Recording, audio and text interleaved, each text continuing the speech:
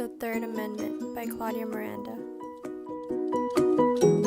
The Third Amendment is the section of the Bill of Rights that prohibits soldiers from temporarily residing in private homes during peacetime without getting the permission and consent of the owner.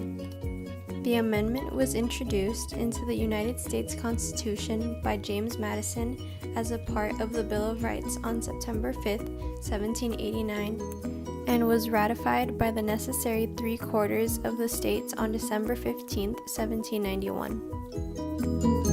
During the American Revolutionary War, American colonists were often asked to allow soldiers to temporarily live in their homes.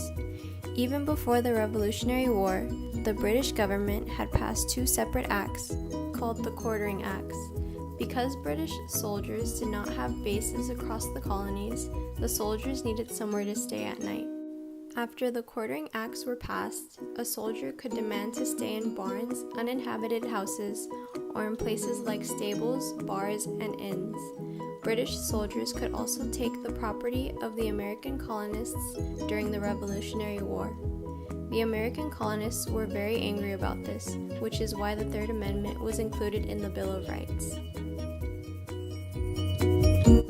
In 1979, a strike begun by correction officers in New York initiated the Enblum versus Carey case.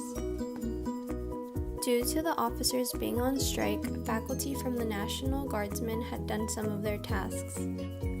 At Mid-Orange Correctional Facility, striking employees were evicted from employee housing, which was then used to house some of the National Guard.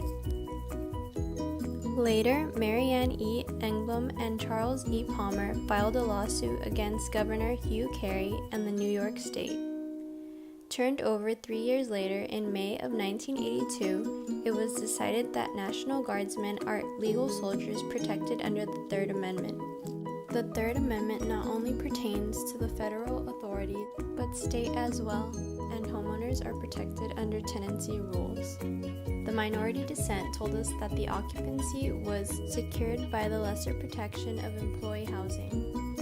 This case was then handed over to the district court and was chosen in the defendant's favor once again. Even in the former proceeding, the standard of knowing legality wasn't justified. True or false, the Third Amendment said no soldier could demand a place to stay during wartime.